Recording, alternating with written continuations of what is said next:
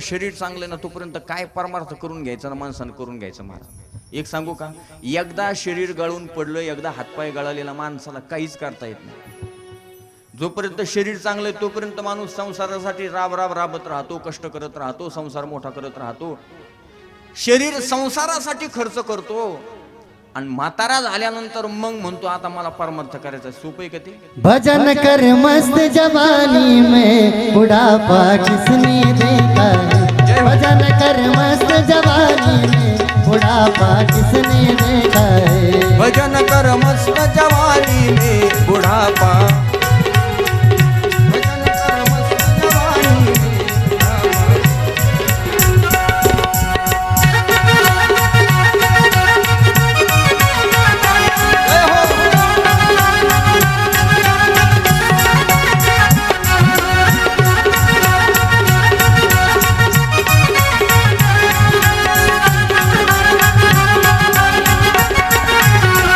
पैर से लंगड़े हो जाओगे तीर्थ तुम जा नहीं पाओगे, पैर से लंगड़े हो जाओगे तीर्थ तुम जा नहीं पाओगे. भजन कर भजन कर मस्त जवानी में बुढ़ापा किसने देखा है, भजन कर मस्त जवानी में बुढ़ापा किसने देखा है,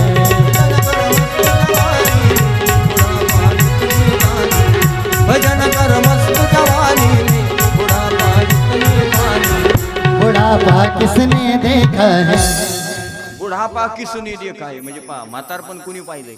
जोपर्यंत भजन कर मस्त जवानी में आणि बुढ़ापा किसने देखा है. एक सांगू का, आता माझ्यासमोर काही म्हातारी माणसं बसलीत, काही 80-90 वर्षाची आहेत, काही 70 वर्षाची आहेत, काही 75 वर्षाची आहेत, काही 60 वर्षाची आहेत. एक सांगू का, तुम्ही तरी कमीत कमी म्हातारे होईपर्यंत जगले. इथून पुढची पिढी आमच्या सकट 60 वर्षापर्यंत जगल याची शाश्वती नाही महाराज. काही भरोसा नाही, कारण जुनं अन्न तसं कसदार होता, आता अन्नात कस राहिलं नाही. जुनी लोक अशी म्हणतात, आजही ती माणसं जिवंत आहेत की काही काही जुनी लोक 1 क्विंटलचं पोतं एकटे उचलायचे आणि खांद्यावर घ्यायचे. आहेत की नाही काही माणसं? माझ्याकडे पाहू नका, उचलत नाही मला. तुम्ही म्हणता तू उचलून दाखवतो का? अजिबात नाही. 20 किलो सुद्धा उचलत नाही. एक दिवस आमच्या म्हटल्या म्हणे तुम्ही दळण घेऊन जा. म्हणलं नाही जमणार आपल्याला, रेटत नाही तेवढं. सोपं नाही महाराज. का? शरीरात कस राहिला नाही. जुनं अन्न पाहणं तुम्ही. माणसं विचारच करत नव्हती महाराज. दूध काढलं गाईचं, गावरान सांगतो जर्शीचं नाही. जर्शीला गाय फक्त महाराष्ट्रातच म्हणतात. दुसऱ्या देशात गेलं तर जर्शी हा प्राणी आहे, त्याचं दूध कुणीच पित नाही भारत जर सोडला तर. गावरान गाईचं दूध. हो.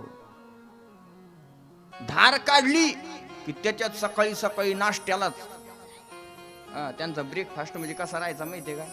हो, मस्त 2 भाकरी चुरायच्या बाजरीच्या, ठेसा वाटायचा, तोंडी लावायला दणकून हाणायच्या आणि तवा 1 पोतं उचलायचे. मग आपलं अवघड आहे ना, आपल्याला उचलायचं म्हणलं तर कसं, आपलं सकाळी उठलं की पहिलं बटर खायचे, चहा, पाव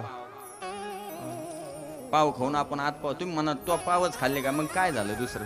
हे पावाचाच परिणाम. पावाने तर एवढा राडा घातलाय. पाव ज्यांनी काढले का त्याला धरून हाणलं पाहिजे महाराज. भाकरी बंद केल्या पावाने लोकांच्या, बिस्किट नवीन पावानी समजे महाराज. चला, विषय वाढवत नाही. आपल्याला आज कृष्ण जन्म साजरा करायचा आहे, म्हणून मुद्दा महत्वाचा आहे की एवढी सुंदर श्रीमद भागवत कथा तुम्ही अंतःकरणातून ऐकतात. खरंच तुम्हाला द्यावेत तेवढे धन्यवाद आहेत. फक्त असंच देवाबद्दल प्रेम राहू द्या. कारण आज भगवंताचा कृष्ण जन्म झाला की उद्यापासून 3 दिवस फक्त भगवंताचं चरित्रच ऐकायचं आपल्याला. फक्त चरित्र आहे उद्यापासून देवाचं. आज एकदा जन्म झाला की उद्यापासून देवाचं चरित्र आहे. मग आनंदीच आनंद आहे. आज 4 दिवस जरा जडत जातात ऐकायला, पण उद्यापासून आनंद आहे. भगवंतानं ज्या लीला केल्या ते उद्यापासून आपल्याला श्रवण करायच्यात. म्हणून आपण कालपर्यंत ध्रुव बाराचं चरित्र पाहिलं, त्याचा वंशावळी पाहिली. त्यानंतर राजानं शुकाचार्यांना प्रश्न केला, म्हणे महाराज तुम्ही मला मनो आणि शत्रुपांच्या 3 मुलींचा विस्तार सांगितला. देवहूती, आकुती आणि प्रसूती. पण त्यांना 2 मुलं झाली. एकाचं नाव आहे उत्तानपाद आणि दुसऱ्याचं नाव आहे प्रियव्रत. त्याचा दुसरा मुलगा आहे उत्तानपाद, त्याचं चरित्र तुम्ही काल मला वर्णन करून सांगितलं. पण महाराज त्याचा आणखी एक मुलगा होता प्रियव्रत, दुसरा पुत्र, थोरला मुलगा. त्याचं पुढं काय झालं म्हणे महाराज? तो तर ब्रह्मचारी राहायचं म्हणत होता. मग ब्रह्मचारीत राहिला का त्यानं लग्न वगैरे केलं. मग पुढे शुकदेव कथा सांगायला सुरुवात केलतात. राजा परीक्षितेला सांगू लागले, ऐका. प्रियव्रतो भागवत आत्मा राम कथम मुनी गृहे रमत यन्मूल कर्मबंध पराभव. आणि शुकाचार्य सांगू लागले म्हणे, राजा तो प्रियव्रत आहे ना, तो ब्रह्मचारीच राहायचा म्हणत होता, त्याला लग्नच करायचं नव्हतं. मग राजाने विचारलं, कस काय त्यानं लग्न केलं? म्हणे म्हणून. आणि ब्रह्मदेवानं त्याला समजावून सांगितलं, अरे म्हणे प्रपंचात राहून सुद्धा तुला जर प्रपंच वाईट वाटत असेल, पण प्रपंचात राहून सुद्धा परमार्थ करता येतो. कशा पद्धतीनं प्रपंचात राहून परमार्थ करायचा त्याला समजून सांगायला सुरुवात केली म्हणून आणि ब्रह्मदेवाने. म्हणजे कसा परमार्थ करायचा प्रपंचात राहून? सोपं आहे म्हणे, जोडून या धन उत्तम व्यवहारे उदास विचारे वेच करी. आपण प्रपंचात राहून परमार्थ करायचा म्हणजे काय करायचं? सोपं सांगू का तुम्हाला? आपल्या प्रपंचापासून कुणाला दुसऱ्याला त्रास होऊ नये असा ज्यानं प्रपंच केला तो प्रपंच त्याचा परमार्थात गणला जातो. ऐकू येते ना तुम्हाला सगळ्याला? आपल्या शेजाऱ्याला आपल्यापासून कसाच त्रास होत नाही याला म्हणायचा प्रपंचात राहून परमार्थ. तुम्ही फार मोठा बंगला बांधा, इस्टेट कमवा, सगळं काही कमवा, पण तुकोबरांनी एक शब्द सांगितलंय की धन भरपूर कमवा, पण त्याला शब्द दिलाय की जोडून या धन उत्तम व्यवहारे आणि उदास विचारे वेच करी. चांगला प्रपंच कशाला म्हणायचं?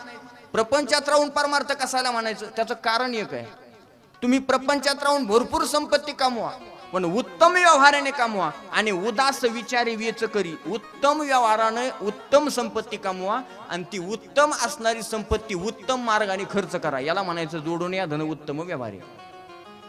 एक सांगू का महाराज, थोडं लक्ष देऊन ऐका माझा.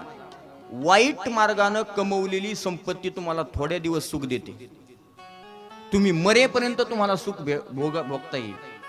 तुम्ही वाईट मार्गानं जर वाटत असेल 2 रुपये तुम्हाला जास्त भेटतील, तुम्हाला सुख देईल, तात्पुरतं सुख भेटतं तिच्यापासून, पण तुमच्या पिढ्या बर्बाद केल्याशिवाय ती राहणार. एवढं सोपं समजू नका तुम्ही वाईट मार्गाची संपत्ती. म्हणून साधू संतांनी हातपाय जोडून सांगितलं, बाबा कमवा, भरपूर कमवा, प्रपंच करा, पण कसा? जोडून या धन आणि उत्तम व्यवहारे. चांगल्या मार्गानं धन मिळवायचं महाराज, आणि चांगल्या मार्गानं मिळवलेलं धन हे चांगल्याच मार्गात खर्च करायचं, वाईट मार्गात त्याला खर्च करायचं नाही, कारण त्याच्यापासून सुद्धा दुःख होतं. त्याला एवढं समजावून सांगितलं, मग तो लग्नाला तयार झाला. कोण? म्हणे गणेश महाराज. मग लग्नाला तयार झाला कोण? मनु आणि शत्रुपांचा थोरला मुलगा. कोण? प्रियव्रत तयार झाला आणि त्याचं लग्न झालं. कुणासोबत झालं? विश्वकर्म्याची मुलगी आहे, तिचं नाव आहे बहिर्ष्मती. हिच्याबरोबर त्याचं लग्न झालं आणि त्याला 10 मुलं झाली. त्यातले 3 मुलं विरक्त राहिले, 7 मुलं सप्तद्वीपांचे अधिपती झाले. ऐका, त्यापैकी जम्बू नावाचं द्वीप आहे की ज्याच्यात आपण सगळे राहतो, याला काय म्हणतात? जम्बूद्वीप. तुम्ही अभंग ऐकला असेल, कुठे? पंढरपूर. जम्बू या दीपा माझी एक पंढरपूर गाव, धर्माचे नगर देखा, विठो पाटील त्याचे गाव नाव. चला जाऊ तया ठाया, काही भोजन मागाया, विठोबाचा धर्म जागो, त्याचे चरणी लक्ष लागो. याला काय म्हणायचं? जम्बूद्वीप. तुम्ही आम्ही कोणत्या द्वीपात राहतो? तो खंड नाही विचारला तुम्हाला. जम्बूद्वीप. कोणत्या द्वीपात राहतो? जम्बूद्वीप. त्याच्यात आपण सर्वजण राहतो. आणि त्या जम्बूद्वीपाचा अधिपती म्हणजे मालक, राजा कोण झाला माहिती? त्याचं नाव आहे अग्निद्र. या अग्निद्राचा विवाह पूर्वचिती बरोबर झाला आणि त्यांना एक पुत्र झाला, त्यांचं नाव आहे ऋषभदेव. भगवान ऋषभदेव नावानं प्रगट झाले. ऋषभदेव हा भगवंताचा 24 अवतारापैकी एक अवतार आहे. ऋषभदेव भगवान की जय. आणि त्या ऋषभदेवांचा विवाह इंद्राची कन्या जयंतीच्या बरोबर झाला आणि तिच्यापासून त्यांना 100 मुलं झाली. किती? फक्त ऐका, काय हे भागवतातले काही गोष्टी ऐकल्या का असं डोकं गरगर गरगर फिरतं महाराज. की तुमचंच फिरतं असं नाही, आमचं सुद्धा फिरतं डोकं. किती मुलं झाली ऋषभदेवांना? किती झाले? 100 मुलं झाली. ऐका, आणि त्या ऋषभदेवानं काय केलं? आपल्या मुलांना तत्वज्ञान सांगायला सुरुवात केली. म्हणले तुम्ही कशासाठी जन्माला आला याचा विचार करा. माणसानं कळालं पाहिजे आपण जन्माला आल्यानंतर आपण काय केलं याचंही धोरण माणसाला लागलं पाहिजे. काही माणसांनी काही ठरवलंच नाही आपल्याला नेमकं जन्माला येऊन करायचंय काय. काही माणसं मोघम जगत येत महाराज. मोघम म्हणजे कसं सांगू का, मी ज्ञानोबरांच्या भाषेच्या आधारे बोलतो. ज्ञानोबरांनी ज्ञानेश्वरीमध्ये मोघ हा शब्द वापरलाय. मोघाशा मोघ कर्मानो मोघ ज्ञान विचेतसह, या लागी जन्मले ते मोघ आणि वारशे विन जैसे मेघ. मोघम जीवन जगण्यात माणसानं जन्माला आल्यानंतर माणसाच्या जीवनात काहीतरी ध्येय असलं पाहिजे. आपल्याला काहीतरी करायचंय ठरवलं पाहिजे. त्या ऋषभदेवाने आपल्या 100 मुलांना समजावून सांगितलं, बाबांनो मानवी शरीर तुम्हाला पुन्हा पुन्हा भेटणार नाही, एकदाच भेटलेलं पुन्हा पुन्हा देह भेटत नाही. मग काय करायचंय, देव कसा मिळवायचं याचं तत्वज्ञान ऋषभदेवांनी आपल्या मुलांना सांगायला सुरुवात केली. आणि मग मुलांनी उपदेश राजाचा ऐकला, वडिलांचा ऐकला, समाधान लाभलं. आणि हे ऐकून 81 मुलं ब्रह्मचारी राहिले. किती? 100 पैकी 81 मुलं ब्रह्मचारी राहिले. त्यातले 9 मुलं 9 वर्षाची अधिपती झाली, 9 मुलं संन्याशी झाली. आता जे 9 मुलं संन्याशी झाले ना, ते 9 नारायण म्हणून प्रगट झाले, नवनाथ तिथून प्रगट झाले. आता तो कथा भाग वेगळा आहे, ते सांगत बसल्यावर जन्म राहायचा बाजूला आणि तिकडं नाथपंथात घुसायचो आपण. त्याच्यापेक्षा इथं थांबू जरा. 9 नारायण प्रगट झाले. आणि एक मुलगा राहिला, त्याचं नाव आहे भरत. तो भरत आहे ना, अजनाभ पर्वाचा राजा झाला. अजनाभ पर्व, आपण ज्या देशात राहतो ना त्याला भारत देश म्हणतात. आणि या भारत देशाचं खरं नाव आहे अजनाभ पर्व. काय आपल्या भारत देशाचं खरं नाव? अजनाभ पर्व. आणि या अजनाभ पर्वावरती भरत राजानं 10,000 वर्ष राज्य केलं. म्हणून आपल्या देशाला नाव काय पडलं? भरतावरून भारत नाव पडलं. आपल्या देशाला भारत का म्हणतात असं जर विचारलं, आबा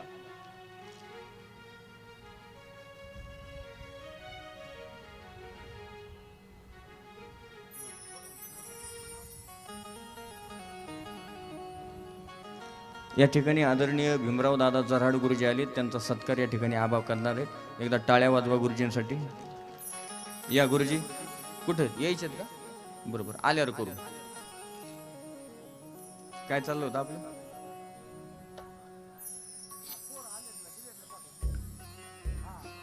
अजनाभ पर्वाचा राजा झाला भरत. आपल्या देशाला भारत का म्हणतात लक्ष द्या. का भारत म्हणतात याच्यावर भरतानं किती वर्ष राज्य केलं? 10,000 वर्ष राज्य केलं. बरं ऐका, त्याची एक पत्नी, तिचं नाव आहे पंचजनी, तिला 5 मुलं झाली. सगळं राज्य मनासारखं होतं भरताच्या. बरं का, आता हा महत्वाचा मुद्दा आहे. भरताकडे संपत्ती होती, भरताकडे राज्य होतं. राजा भरत ऐश्वर्य, किती मोठं ऐश्वर्य होतं सांगू तुम्हाला, जे स्वर्गातील देवांना सुद्धा भोग भोगायला मिळत नव्हते. शांती ब्रह्मनाथ महाराजांनी एक ओवी खर्च केली त्याच्या राजासाठी. एवढा ऐश्वर्य संपन्न राजा भरत होता. तिने दिगमंडळ जिंकिले, समुद्र वलयांकित राज्य केले, नानाविध भोग भोगिले, जे नाही देखिले ते सुरवरी. अनुकूल स्त्रिया पवित्र, अनुकूल मंत्री पवित्र, अनुकूल राज्य स्वतंत्र, ते त्याजिले विचित्र भोग. आता ऐका, एवढं सगळं चांगलं होतं महाराज. पत्नी मनासारखी होती, मुलं ऐकणारे होते, राज्यकारभार चांगला होता, मंत्री चांगले होते, राज्य मोठं होतं. पण या सगळ्या सुख सुविधांचा त्याग केला राजा भरताने एका क्षणात. का त्याग केला सांगू? देवासाठी घेऊन जोग आणि अवघा भोग तेजेला. मला देव प्राप्त करून घ्यायचंय, मला ईश्वराची प्राप्ती करून घ्यायची, म्हणून सगळ्या सुख सुविधा असताना सुद्धा राजा भरतानं सगळ्या राज्याचा त्याग केला आणि वनात निघून गेला. सगळं चांगलं असताना बरं का, आपल्याला घरात कोणीच किंमत देत नाही तरी घर सुटत नाही आपल्याला. किती एक सांगू का, श्रीमद भागवतामध्ये या राजांच्या ज्या कथा आल्यात, का आल्यात बरं या कथा राजांच्या? ते श्रीमंत होते म्हणून, ते देव होते म्हणून आल्या का? ते देव नव्हते. पण का भागवतामध्ये या राजांच्या कथा आल्या? त्याचं कारण आहे, त्यांनी भोगाचीही पराकाष्ठा गाठली आणि त्यांनी त्यागाचीही पराकाष्ठा गाठली. त्यांच्यासारखा भोगही कुणी भोगला नाही आणि त्यांच्यासारखा त्यागही कुणी केला नाही. म्हणून व्यासांनी सगळ्या राजांच्या कथा घेतल्यात महाराज. हे कारण आहे त्याचं. त्यांच्यासारखं भोगी कुणी नाही आणि त्यांच्यासारखं त्यागही कुणी नाही महाराज. एवढा मोठा जड भरत राजा पण एका क्षणात त्याग केला महाराज सगळ्या गोष्टींचा. एक सांगू का, परमार्थ मार्गाला निघालेल्या माणसानं वेळेत सगळं सोडून तयार असलं पाहिजे. आता आंतरवालीच्या स्टँडवर आपण उभा राहिलो, आपल्याला पाथर्डीला जायचंय, 11ची बस आहे, तर आपण किती वाजता जाऊन स्टँडवर थांबलं पाहिजे? 11:30 वाजता. तुम्ही खुशाल हा म्हणता हो? 11ची बस जर पाथर्डीला जायची असेल तर किती वाजता जाऊन स्टँडवर थांबायला पाहिजे? 11:30 वाजता का? अहो कमीत कमी नाही जास्त 10:30ला जमलं पण 11:45 तर तुम्ही थांबायला पाहिजे की नाही? मग हेच परमार्थात लागू करायचं. मरण येण्याच्या आधी सगळी बॅग भरून तयार ठेवायची. देवा तू कधी येईन कधी आम्हाला घेऊन जा. इथं यम येतोय त्याला ओढितोय तरी नाही देवा थांब ना, मला नातवाचं तोंड पाहू दे. अरे नातवाचं काय तोंड पाहतो आता, यमाचं तोंड बघ. आयुष्य याच्यात चाललं. तयार असलं पाहिजे महाराज माणसानं. सगळी बॅग भरून तयार ठेवायचं. देवा प्रपंच केला, लेकरांच्या हातात देऊन टाकला आणि तिथून पुढे परमार्थाला सुरुवात केली. आता आमचा परमार्थ चालू आहे, तू कधी ये ना आम्हाला घेऊन जा. मन असं गुंतवायचं नाही महाराज. आपल्याला जर वाटत असेल मरण सोपं झालं पाहिजे तर सोपं सांगतो तुम्हाला. जसं जसं वय वाढत जाईल तसं तसं माया कमी करायची. पोरातली सुनातली नातवातली अशी माया काय करायची? कमी करायची. मग मरण एवढं सोपं होतं ना महाराज. आनंदात माणूस मरतो. आपलं उलटे, आपण जसं जसं वय वाढन तसं तसं जीव असा मन असं गुंतत जातं. अगोदर सगळ्यात अगोदर मन कुणात असतं? स्वतःच असतं. जन्माल्याबरोबर आईशिवाय ते लेकरू राहत नाही महाराज. ठीक आहे मोठं झालं लग्न झालं का मग आईतलं मन निघत आणि बायकोत गुतत. बरं बायकोत मन कवर गुतत? जवळ लेकरू होत नाही तवर. मग बायकोतलं मन निघत आणि लेकरात गुतत. बरं लेकरात मन कवर राहतं? त्याचं लग्न होत नाही तवर. त्याचं लग्न झालं आणि लेकराला लेकरू झालं मग बायकोतलं मन जातं, स्वतःच्या लेकरातलं जातं, नातवात गुतत. आणि मग तो नातू घ्यायचा असा मस्त हिंडायचं गावात. आणि तो जर सप्त्यात आला आणि त्याला म्हणलं बाबा 10-5 मिनिटं येणा घेता का? ते म्हण नाही महाराज लईच गुडघे दुखत येत, जमतच नाही. अरे 5 किलोचा येणा घेऊ वाटत नाही, 15 किलोचा नातू या गल्लीतून त्या गल्लीत, कुणाच्या खांद्यावर कुणाचे वजी. पाहता येऊ राडा. आपलं मन ज्याला मरण सोपं व्हावं असं वाटत असेल त्यानं काय करायची? सगळी माया अशी मोकळी सोडायची महाराज आणि निवांत एकटाच राहायला पाहिजे. एकटा असलं तरच मन. आपलं मन असं गुंतवायचं नाही, हळूहळू कमी करायचं. घे घे घे हरिनाम घे, माया सारी सोडून दे, हात लावणे नशिबाला तू रडशील दाई. संसाराचे पायी या संसाराचे पायी, संसाराचे पायी या संसाराचे पायी, संसाराचे पायी या संसाराचे पायी, संसाराचे पायी या संसाराचे पायी.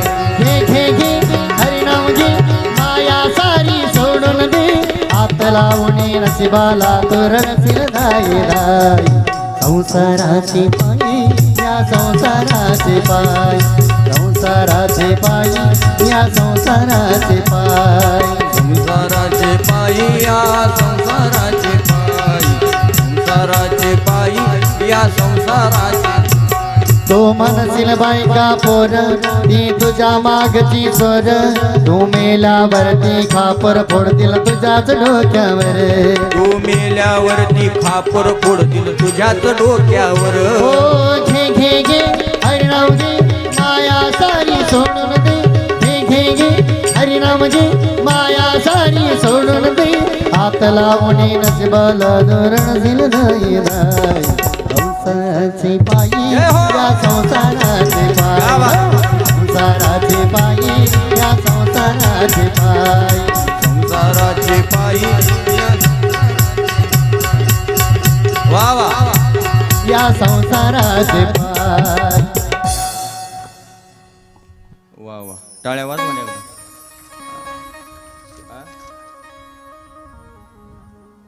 रात्री का संदीप महाराज म्हणले ते जागरणाला गेले ते रात्री. नाही मग बरोबर आहे थोडासा गुण येतोच ना चिटकून. घे घे घे हरिनाम घे, माया सारी सोडून दे, हात लावून नशिबाला तू रडशील ठाई ठाई या संसाराचे पायी.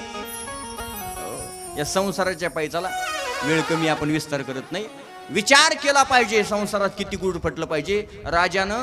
राजा भरतानं विचार केला, सगळं ऐश्वर सोडून दिलं महाराज आणि गंडकी नदीच्या काठावर गेला आणि तपश्चर्या त्यानं सुरू केली महाराज. फार तपश्चर्या केली राजा भरतानं. आणि एक दिवस काय झालं, सकाळी उठला, जंगलात राहत होता आणि नदीवरती गेला, स्नान केलं आणि सूर्याला अर्घ्य देण्यासाठी हातात पाणी घेतलं. हातात पाणी घेतलं सूर्याला अर्घ्य देण्यासाठी. पूर्वी आता करायचे तसं. स्नान करताना सूर्याला पाणी फिरवलं पाहिजे. आपण नदीत स्नान रोज करत नाही, पण तुम्हाला शास्त्र सांगतो, घरी जरी तुम्ही स्नान केलं ना, तर स्नान झाल्यानंतर सूर्याला अर्घ्य दिलं पाहिजे महाराज. त्याचं कारण सांगतो. रोज जर जी व्यक्ती रोज सूर्याला अर्घ्य देते, त्याच्या जीवनात पुढचा जन्म, तिथून पुढचे 7 जन्म, त्याला कधीच दारिद्र्य प्राप्त होत नाही. हे सूर्यनारायणचे त्याला आशीर्वाद आहे. म्हणून सूर्याला अर्घ्य दिलं पाहिजे. राजानं स्नान केलं, सकाळी उठला, स्नान केलं आणि सूर्याला अर्घ्य देण्यासाठी हातात पाणी घेतलं आणि पाणी वाहायला लागला. तेवढ्यात एक वाघानं डरकळी फोडली आणि त्या नदीच्या काठावर एक गर्भवती हरणी आली होती. गर्भवती होती आणि ती पाणी पिण्यासाठी आली आणि वाघाची डरकळी तिनं ऐकली आणि ती डचकन तिनं उडी मारली महाराज नदीच्या पलीकडे. ती तिथंच प्रसूत झाली आणि तिथं जे पाडस आहे ते पाण्यात पडलं. हरणी थोड्या अंतरावरती गेली आणि मरून पडली महाराज. वाघ निघून गेला, पण ते पाडस आहे ना वाहत वाहत वाहत राजा भरताच्या हातात येऊन सापडलं. आणि राजानं मनात विचार केला, माझा धर्मक्षेत्री आहे, मला शरण आलेल्या माणसाला मी वाचवलं पाहिजे, त्याला जीवदान दिलं पाहिजे. आणि मग राजानं ते पाडस वाचवलं. राजानं ते पाडस घेतलं आणि स्वतःच्या कुटियात घेऊन आला. ऐका बरं का, राजानं कशासाठी त्याग केला होता संसाराचा? देव मिळवण्यासाठी, भजन करण्यासाठी. आणि मग आता गंमत अशी झाली की राजा आता हळूहळू नामस्मरणही करायचा आणि त्या हरणालाही सांभाळायचा. बरं, आता हरण सांभाळायचं म्हटल्यावर त्याची खाण्यापिण्याची सोय करणं गरजेचं आहे की नाही? मग त्याला कवळं गवत आणायचं, त्याच्यासोबत खेळायचं, त्याला फिरायला न्यायचं. हे सगळं दिनक्रम राजाचा सुरू झाला. आणि महत्वाचा मुद्दा, एवढा मन गुंतलं त्या राजाचं, त्या हरणात एवढं मन गुंतलं, त्याच्यासोबत खेळायचा, देवपूजा करायला बसला राजा की देवाला गंध लावायचा, स्वतःला गंध लावायचा आणि त्या हरणाला सुद्धा गंध लावायचा. आता हळूहळू राजा म्हातारा व्हायला लागला आणि हरण मात्र मोठं व्हायला लागलं. पण हरणाच्या छंदात राजा मरण विसरला की आपण एवढ्या सगळ्याचा त्याग कशासाठी केलो, आणि हरणाचा छंद राजाला लागला. आता हळूहळू हरण, बोलू नका, हळूहळू हरण मोठं व्हायला लागलं. आणि एक दिवस काय झालं, हरणाचा कळप आला आणि ते हरण त्या कळपात निघून गेलं. बस, हा, बोलू नका, फक्त शांत करा, काय कर, बोलू नका, फक्त डिस्टर्ब होईल. गुरुजींचा सत्कार होत आहे, या लवकर. तुम्ही थांबा, मी सांगतो तुम्हाला कधी द्यायचं, आत्ता नका देऊ. ते भजन सुरू झाल्यावर द्या, आत्ता बंद करा, मी सांगतो ना, डिस्टर्ब होतं गो ऐकणार. ते कथा राहील बाजूला, ते म्हणते मालद्यान. मग आम्ही त्यात असंच केलं, तुम्ही त्या दिवशी त्यांना दिलं, आम्हाला दिलंच नाही. हे भांडले ना मला. एक तर काय, मी बारीक दिसतो, तुम्हाला कोणीही भांडतो. थांबा, मी सांगतो तुम्हाला, भजन सुरू झालं का मस्त तुम्हाला वाटायला सांगतो, काय अडचण आहे, तर होत नाही. आदरणीय गुरुजीचा सत्कार या ठिकाणी होत आहे.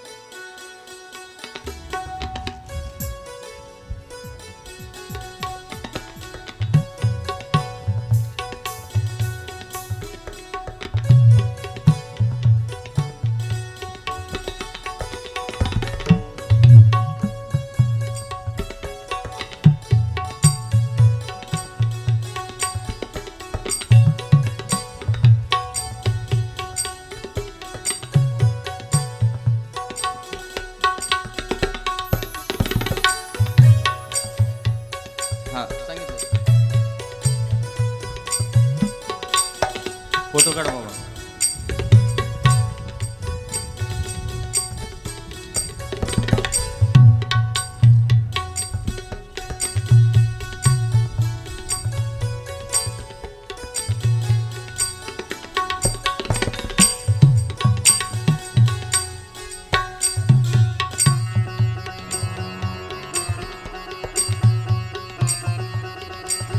टाळ्या वाजवा एकदा जोरात.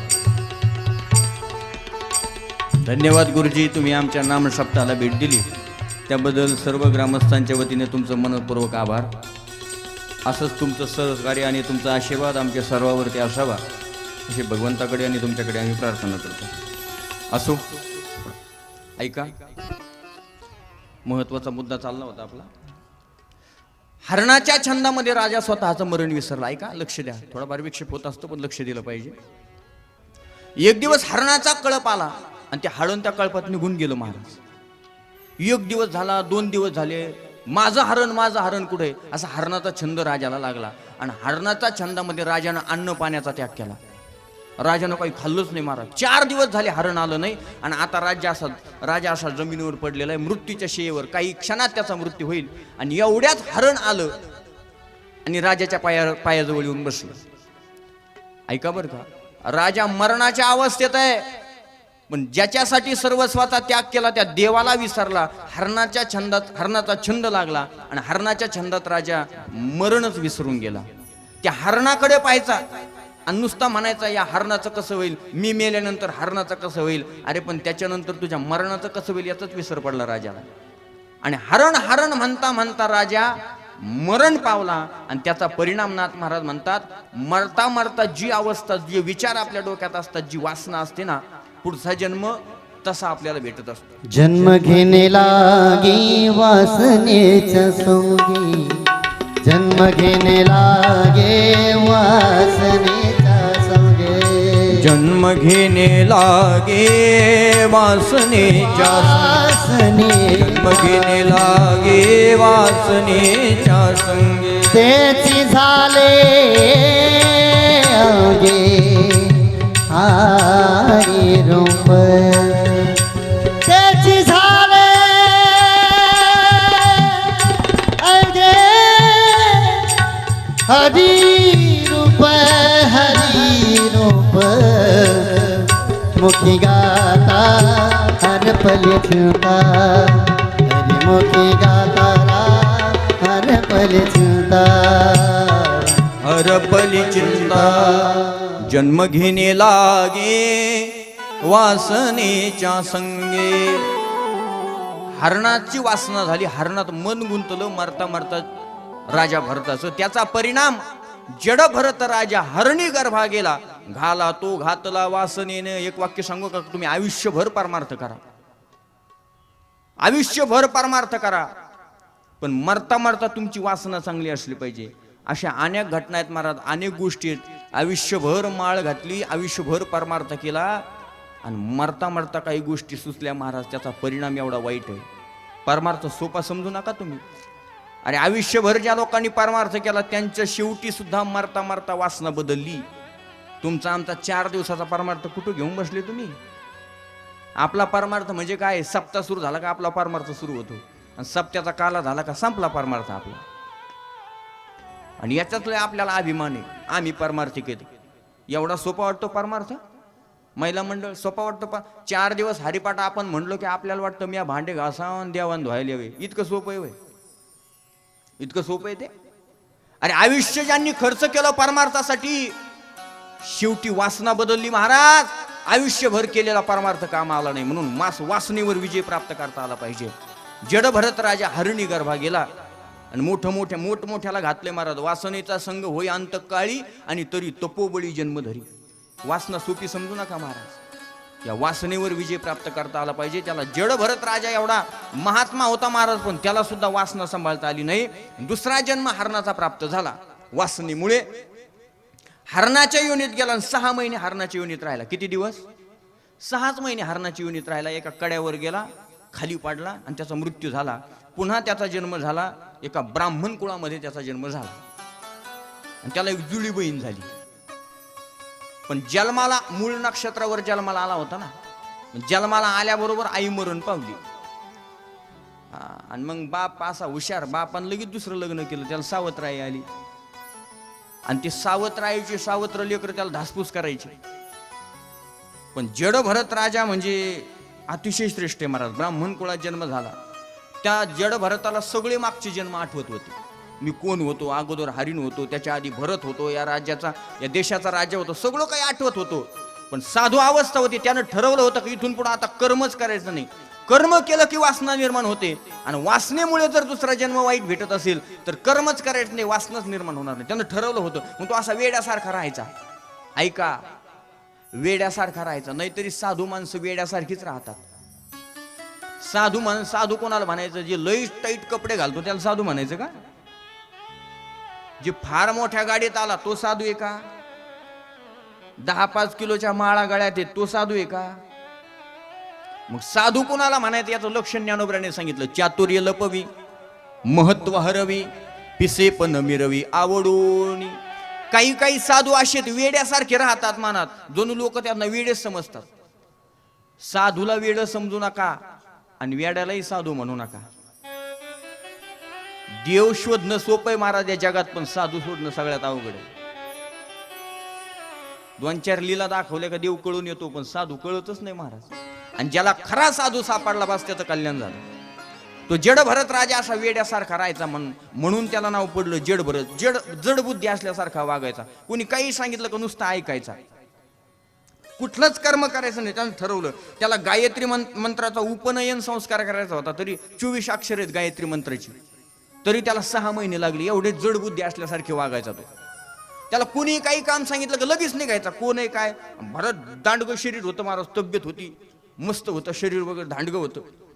जाऊन बसायचं. सावत्र भावाच्या बायका त्याला काम सांगायच्या, पाणी आण, त्याला गवत आणायला सांगायच्या, जनावराला शेतातली कामं सांगायच्या, धुणं धुवायचं सांगायच्या, पाणी भरायचं सगळी कामं करायचा. काही नाही म्हणत नाही, सांगितलं का करायचा. एक दिवस काय झालं, असं शेताच्या बांधावर जाऊन बसला, निवांत बसला, आणि एक राजा चालला होता पालखीतून गंगासागर संगमाला. त्याचं नाव आहे रहुगण. म्हातारा झाला होता आणि त्याला तत्वज्ञान श्रवण करण्याची इच्छा होती, म्हणून कपिल भगवंताकडे तत्वज्ञान श्रवण करायला निघाला होता. तर त्याची जी पालखी वाहणारे असतात ना, ते 4 जण, काय म्हणते त्याला, भाई भुई भुई, हा बरोबर भुई. त्या 4 जणांतला एक भुई आजारी पडला, आणि राजाने सांगितलं, एक काम करा, कोणाला तरी शोधून आणा, आपलंच राज्य सगळीकडे. रहुगण राजा होता, मोठा म्हातारा झाला होता. आणि तेवढ्यात ते शिपाई असे रस्त्याने चालले, त्यांना तो दिसला. कोण? जड भरत बांधावर बसलेला. धिप्पाडची धिप्पाड होते, शरीर दांडगं होतं, तब्येत होती चांगली. हे गेले म्हणे, चल रे चल म्हणले का निघाले. कुठं जायचंय, कोणी बोलिलंय, काय करायचं काही घेणं नाही, निघाले लगेच महाराज. आणि गेल्या गेल्या सांगितलं, लाव म्हणे पालखीला खांदा.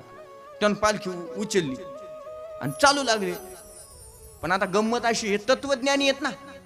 जड भरत म्हणजे कोण आहेत? तत्वज्ञानी आहेत. चालता चालता किडा मुंग अशी दिसली त्यांना का ते काय करायचे, पायाखाली येऊन टनकन अशी उडी मारायची आणि बाजूला चालायची. ती पालखी हलायची. त्या राजाला राग आला, कोण हलतो रे म्हणे. ते भुई म्हणले, आम्ही नाही, आम्ही तयारीत. हे नवीन ड्रायव्हर आलाय म्हणे, याला गिअर काढणार, पुढचा कोणता मागचा कोणता. त्या रहुगणानं सांगितलं, आता जर हल्ला ना तर काठीनेच हानीन म्हणला. ते काहीच बोलले नाही. पुन्हा पालखी सुरू झाली चालायला. पण यांचा भाव आहे ना, आपल्या पायाखाली कुणी किडा मुंगी जाऊ नये. पुन्हा पालखी हलू लागली, हा पुन्हा उड्या मारायला लागला. राजा म्हणला, थांबा रे. आणि खाली उतरला राजा महाराज, हातात काठी घेतली, जड भरत राजाला दनादन काठीने हाणायला लागला. वरून राजा काठीने हाणतोय, आणि जड भरत राजा हसत हसत त्यांना म्हणायला लागला, नैनम छंदंती शस्त्राणी नैनम दहती पावकहा. तुम्ही शरीराला मारू शकता, पण आत्म्याला कशानं मारणार? आत्मा कापला जात नाही, जाळला जात नाही, मरत नाही, तुटत नाही. आणि तत्वज्ञान जड भरत राजाच्या मुखातून रहुगणानं ऐकलं. हाणणारा रहुगण काठी हातातली खाली पडली, हात जोडून उभा राहिला, म्हणे, माफ करा, तुम्ही सर्वसामान्य नाहीत, तुम्ही कोण आहात याचा परिचय द्या. रहुगणानं विचारलं, का हो? म्हणे, तुम्ही एवढं तत्वज्ञान सांगता, तुम्ही व्यासदेव दरचे नाहीत ना? तुम्ही व्यास आहेत का? तो म्हटला, नाही. तुम्ही शुकदेव आहेत का? नाही. मग ज्यांच्याकडे मी तत्वज्ञान ऐकायला चाललो ते कपिल भगवान तर तुम्ही नाहीत ना? जड भरत राजा म्हणला रहुगणाला, मी व्यासही नाही, मी शुकदेव नाही, मी कपिल भगवान नाही. आणि स्वतःचा परिचय सांगायला सुरुवात केली. कुणाला? ज्यानं काठीनं मारले त्याला स्वतःचा परिचय जड भरताना द्यायला सुरुवात केली. आतापर्यंत कुणालाच परिचय दिला नव्हता का मी कोण आहे. आणि त्यानं सांगितलं, राजा, अरे हा देह तुझ्या समोर दिसतो तो सर्वसामान्य नाही. कोण आहेस? मग स्वतःचा परिचय दिला.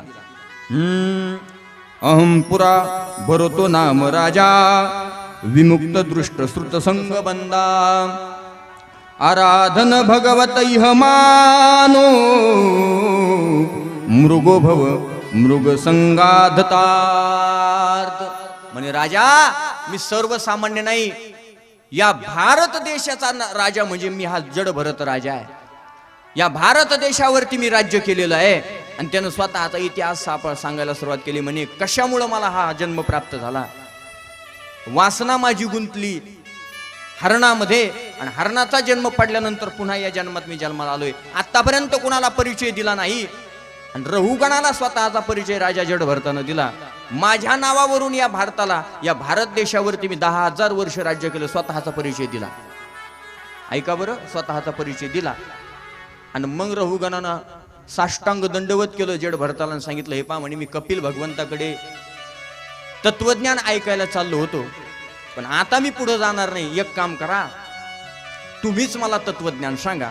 आणि मग जड भरत राजानं रहुगणाला तत्वज्ञान सांगितलं, कृतार्थ केलं. पुढे भागवतामध्ये एक महत्वाचा मुद्दा असा सांगितला जातो की रहुगण राजा म्हणजे दुसरा तिसरा कोण नाही. ज्या हरणाचा संभाळ राजा भरतानं केला होता ना, तोच रहुगण राजा पुढं रहुगणाच्या रूपानं आला. असं भागवतात काही ठिकाणी वर्णन आपल्याला सापडतं. म्हणून तत्वज्ञान सांगितलं आणि उपदेश केला जड भरत राजानं. ही जड भरताची कथा आपण ऐकली. त्यानंतर पुढे श्रीमद भागवतामध्ये भूगोल आणि खगोलाचं वर्णन करून सांगितलं.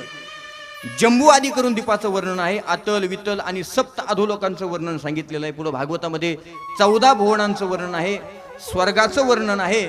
आणि सगळ्याचं वर्णन झाल्यानंतर भागवतामध्ये आपल्या भारत भूमीचं वर्णन आलेलं आहे की ज्या भारत देशामध्ये आपण राहतो ना महाराज, ही भारत भूमीमध्ये सर्वसामान्य नाही.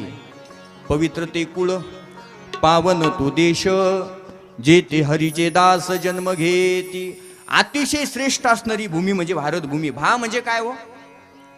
भा म्हणजे ज्ञान, आणि रत म्हणजे ज्ञानामध्ये सतत रत असणारी भूमी म्हणजे भारत भूमी. आणखी का वाक्यप्रचार आपल्याला करता येईल. भा म्हणजे भक्ती, आणि भक्तीमध्ये रत असणारी भूमी म्हणजे भारत भूमी महाराज.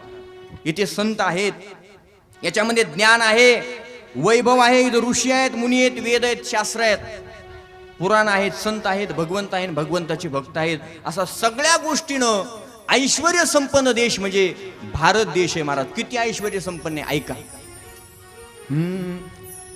जहाँ डाल डाल पर सोने की चिड़िया करती हो बसेरा, ओ भारत देश है मेरा, ओ भारत देश है मेरा.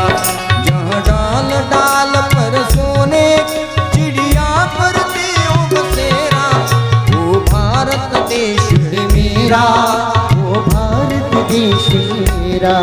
जहाँ डाल डाल पर सोने की चिड़िया करती है बसेरा, ओ भारत देश ही मेरा, ओ भारत देश ही मेरा, ओ भारत देश ही मेरा, ओ भारत देश ही मेरा. जहाँ सत्य अहिंसा और धर्म का पग पग लगता डेरा, ओ भारत देश है मेरा, ओ भारत देश है, ओ भारत देश ही मेरा, ओ भारत देश ही मेरा.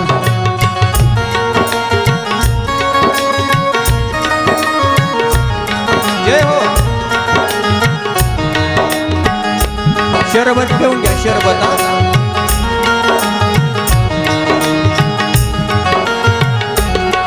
जहाँ ऋषी मुनि जपते प्रभु नाम की माला, जपते प्रभु नाम की माला. जहाँ सूरज सबसे पहले आके डाले अपना डेरा, वो भारत देश है मेरा, वो भारत देश है मेरा, वो भारत देश है मेरा, वो भारत देश है मेरा.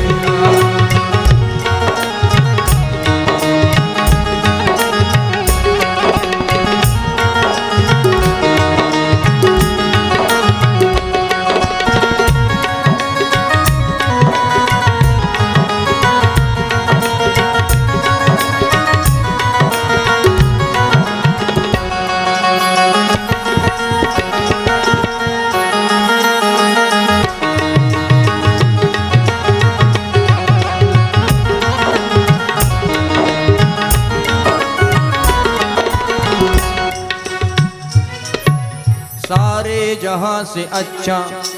हिंदुस्तां हमारा हमारा सारे जहां से अच्छा। हिंदुस्तां हमारा हमारा सारे जहां से अच्छा।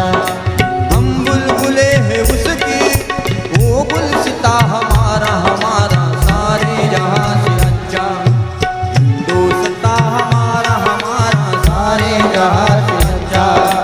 हिंदुस्तां हमारा हमारा सारे जहां से अच्छा। मेरा कर्मा तो मेरा धर्मा तो मेरा सब कुछ मैं मेरा सब कुछ तू।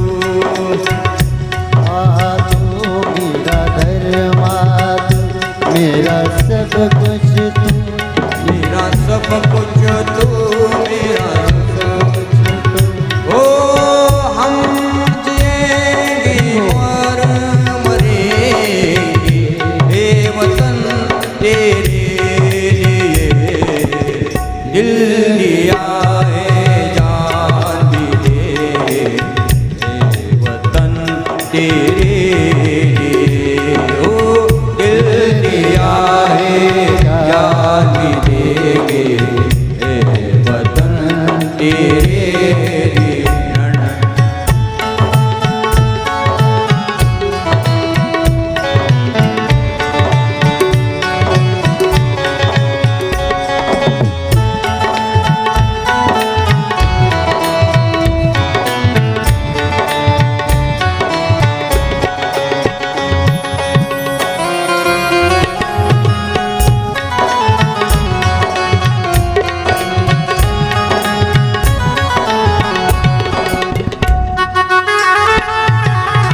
जय हो।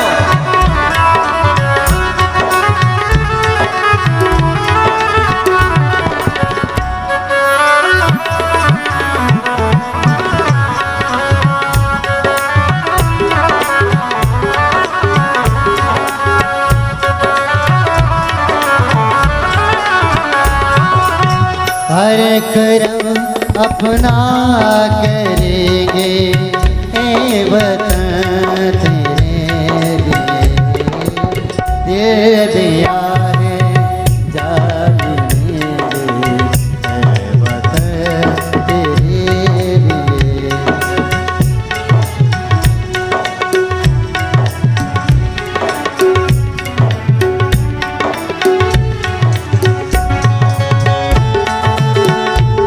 जय हो।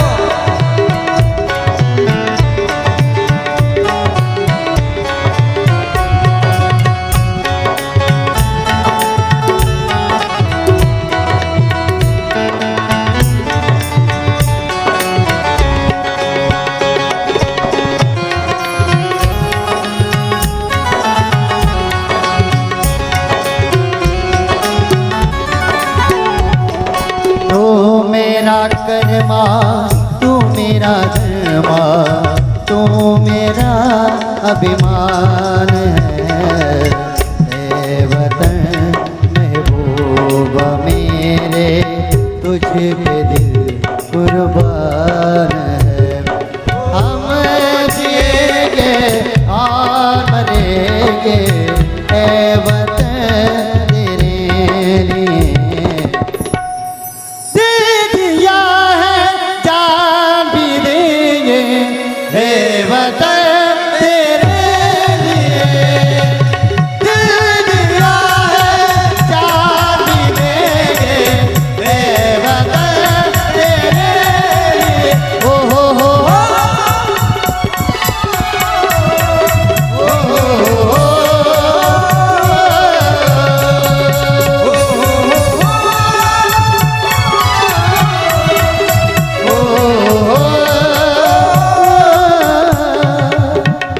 भारत माता की वा वा, टाळ्या वाजवायला. एवढा प्रसिद्ध आणि सुंदर असणारा आपला भारत देश, या भारत देशाचं वर्णन श्रीमद भागवतामध्ये झालं. त्यानंतर भारत भूमीचं वर्णन झाल्यानंतर 28 नरकाचं वर्णन श्रीमद भागवतामध्ये आलेलं आहे.